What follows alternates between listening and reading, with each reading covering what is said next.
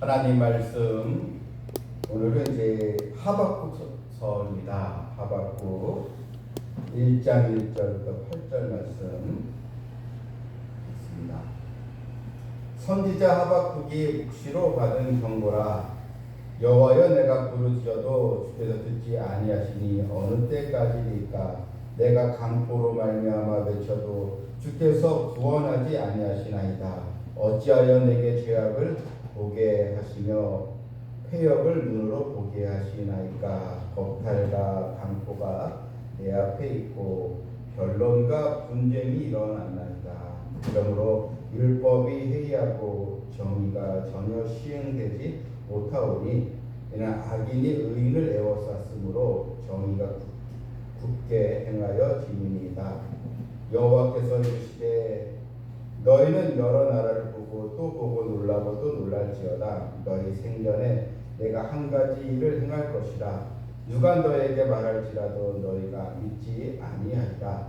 보라, 내가 사납고 성급한 백성 곧 땅이 넓은 곳으로 다니며 자기의 소유가 아닌 거처들을 점령하는 갈대아 사람을 일으켰나니 그들은 두렵고 무서우며 당당함과 위엄이 자기들에게서 나오며 그들의 군마는 표범보다 빠르고 저녁 길이보다 싸나우며 그들의 마병은 먼 곳에서부터 빨리 달려오는 마병이라. 마치 먹이를 움키려 하는 독수리의 나름과 같으니라. 아멘. 하박국 선지자는 이제 유다 민족이 바벨론에 이제 멸망하기 직전에 활동하던 그런 선지자입니다. 유다의 왕국이 이제 무너질 수밖에 없는 그런 이제 패역한 나라가 되고 이제 말았습니다. 우상 숭배는 물론 사회의 이런 공의와 정의는 또 사라지고 오히려 악인이 득세하는 그런 또 시대의 상황이었습니다. 이 시대를 보면서 이 하박국은 하나님께 이런 질문을 합니다. 하나님, 이런 불의한 이 모습, 불의한 이 민족, 또한 이 악이 득세하는 이런 또 상황에 대해서 왜 가만히 계십니까? 하나님, 움직여 주시옵소서. 하나님께서 공의의 심판을 행해 주시길 이제 원합니다. 지금 하박국도 큰 고통을 겪고 있습니다. 2절 보니 여호와여, 내가 부르짖어도 주께서 듣지 아니하시니 어느 때까지리까? 내가 강포로 말미암아 외쳐도 주께서 구원하지 아니하시나이다. 지금 이 하박국 자신도 이 강포에 휘둘려 있습니다. 이 강포라는 말은 이 권력 있는 사람이 약한 자를 아주 야만적이고 무법적인 학대와 폭력을 말하고 있거든요. 지금 하박국도 이런 신세에 빠져서 고통을 겪고 있습니다. 그런데 이 고통에서 벗어나려고 아무리 기도를 해도 하나님이 응답을 주시지 않으니까 너무나 이 답답한 것입니다. 그래서 어느 때까지니까? 하나님, 언제까지 이런 이 불의를 보고만 계실 겁니까? 이렇게 지금 어떻게 보면 항변인데 사실 그것은 간절한 호소가 있는 기도죠. 그래서 3절에도 어찌하여 내게 죄악을 보게 하시며 또 패역을 눈으로 보게 하시나이까? 이거는 이런 패역한 이 사회, 그래서 내용이 나오죠. 겁탈과 강포가 내 앞에 있고 변론과 분쟁이 일어났나이다. 이런 겁탈, 이런 폭력이 난무하는 이런 아주 아무튼 나라 사정이 말이 안 되는 그런 상황입니다. 또한 보십시오. 4절에 율법이 해이하고 정의가 전혀 시행되지 못하오니 이제 하나님의 말씀도 무시되는 세상, 율법이 해이되고 이런 상황입니다. 이제는 사람도 무시하고 하나님도 무시하는 그런 삶의 현장, 너무나 답답하니까 지금 기도를 하고 있는 것입니다. 하나님 왜 가만히 계십니까? 하나님은 공의의 아버지시지 않습니까? 그런데 이제 5절에는 이제 하나님의 답변이 나옵니다. 응답이 이제 들립니다. 이 하박국의 이런 질문에 대한 하나님의 답변이 무엇입니까? 5절에 보니까 여호와께서 이르시되 너희는 여러 나라를 보고 또 보고 놀라고 또 놀랄지어다. 자, 지금 이 하박국은 유다 족속 지금 시선이 이제 유다 민족 안에 그런 패역한 모습만 이제 보고 있습니다. 그런데 하나님은 이제 내가 공의의 심판을 행하리라 하면서 하나 어떻게 역사하십니까? 열방 속에서 역사하신 하나님, 이 열방 세계 열국을 주관하시고 지배하시는 우리 하나님. 그래서 하박국에게 내가 한 가지 일을 행하리라. 그게 무엇입니까?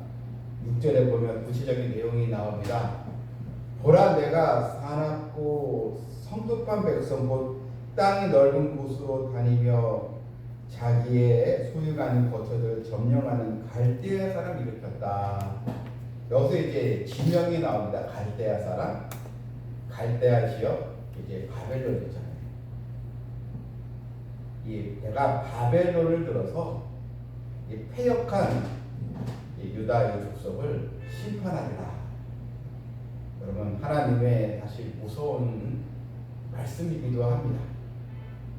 지금 하박국은 이 유다의 그 내부적인 문제에 거기 시선을 두고 있지만 하나님은 아예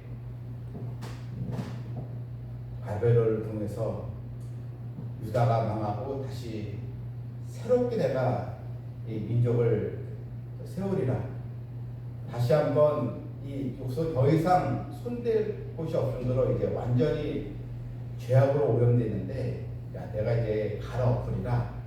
이런 하나님의 말씀입니다. 그래서 이런 갈대아 사람을 일으켰나니 했습니다. 결국 이제 움직이고 있다는 것입니다. 그래서 그들은 사납고 무섭다. 아주 강력한 이 군대의 모습입니다. 그래서 여러분 6절 보면 자기의 소유가 있는 거처를 점령하는 갈대아 사람. 우리 이 본문을 보면서 우리는 하나님의 심판의 시간은 정확하다는 것입니다. 하나님의 때는 반드시 곧 다가오게 된다는 것입니다. 이미 이사야나 예레미야를 통해서 여러 선지자를 통해서 하나님의 경고의 말씀이 주어졌습니다. 그런데도 백성들은 깨닫지 못했습니다.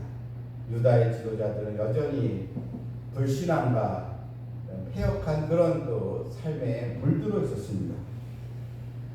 이제는 하나님께서 움직이시는 때가 다가온 것입니다. 그래서 너는 보고 놀라고 또 놀랄지어다 했습니다. 너희를 위하여 바벨론 사람들을 일으켰다 했습니다. 그래서 8절에도 그들의 군마는 표범보다 빠르고 했습니다. 얼마나 이 군대가 강력한지 표범보다 빠르고 이리보다 사납다. 이 군대를 당할 자가 없다는 것입니다. 우리는 여기서 또 한 가지 우리는 알 수 있습니다. 이 세계를 누가 주관하십니까? 하나님은 이스라엘에게만 국한된 분이 아니시고 이스라엘 외에 모든 열방과 제국들도 다 하나님께서 다스리고 계시고 또 제국을 일으키시는 분도 하나님이시고 그 제국을 멸망시키는 분도 하나님이시고 다 하나님께서 역사하시고 하나님께서 주관하고 계시는 것입니다. 우리는 놀라우신 이 하나님의 역사심을 우리가 늘 바라볼 수 있는 성도가 되어야겠습니다. 하지만 여러분, 이 바벨론 사람들도 자신들이 잘해서가 아니죠. 하나님께서 그들을 도구로 사용하셨을 뿐입니다. 그 바벨론 사람들은 보니까 10절에 뭐 이런 말씀이 나와요. 성경 보게 되면 1장 10절에 왕들을 또 멸시하며 방백을 조소하며, 또 11절에 보게 되면 그들은 자기들의 힘을 자기들의 신으로 삼는 자들이라. 자, 여기서 이제 바벨론이 왜 망하는가 여기서 나옵니다. 결국 바벨론도 페르시아에서 멸망하고 마는데, 바벨론 사람도 얼마나 교만했는지 자기들의 힘을 자기들의 신으로 삼는 자다. 그러니까 자기 자신이 신이다. 그러니까 이제 느부갓네살 같은 경우는 거대한 신상을 만들지 않습니까? 네. 그만큼 아주 교만하고 또 거만한 그런 이 제국이었는데, 하나님은 그걸 다 보고 계셨고 그들 또한 멸망으로 치달을 수밖에 없었던 것입니다.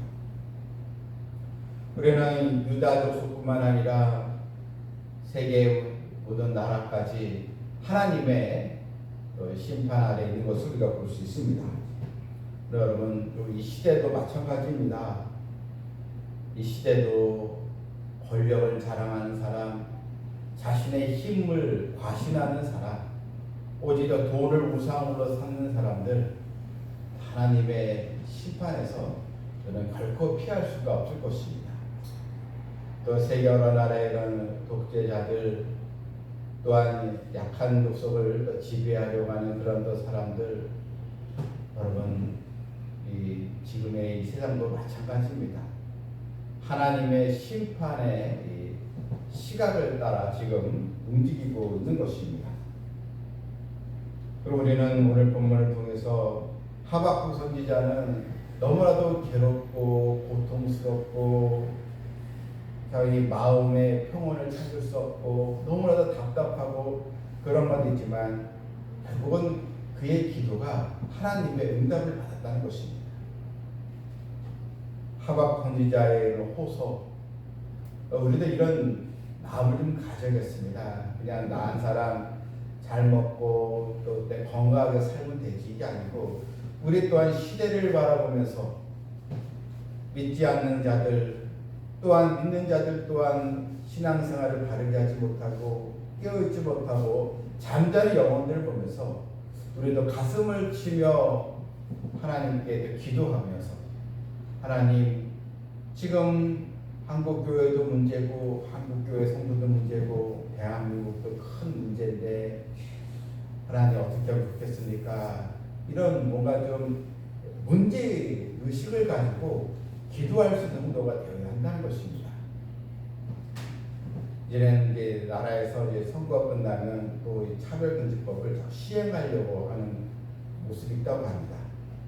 이제 다 얻었으면 결국 하지 않겠습니까?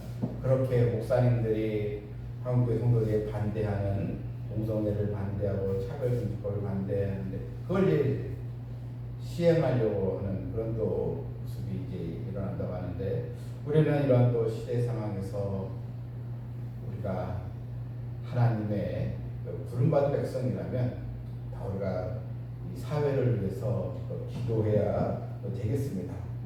죄에 둔감하고 죄와 타협하는 시대입니다.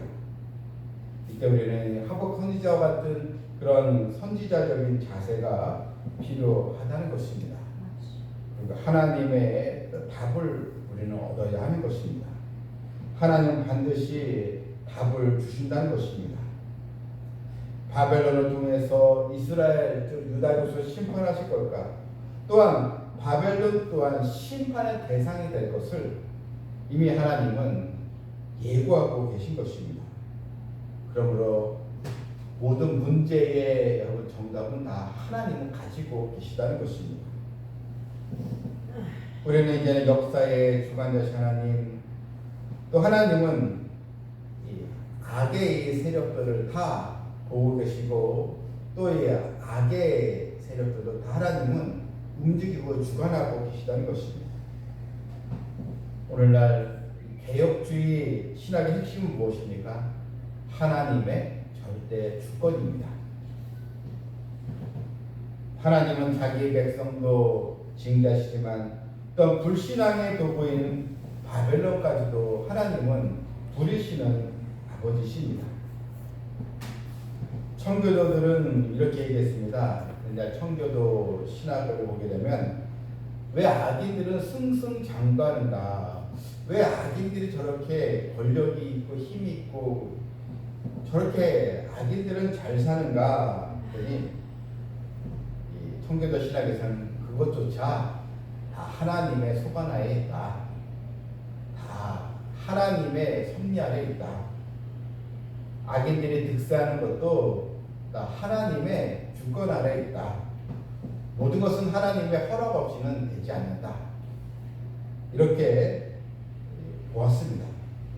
그렇습니다. 하나님은 악인의 이 악함까지도 하나님 도구로 사용하실 수 있다는 것입니다.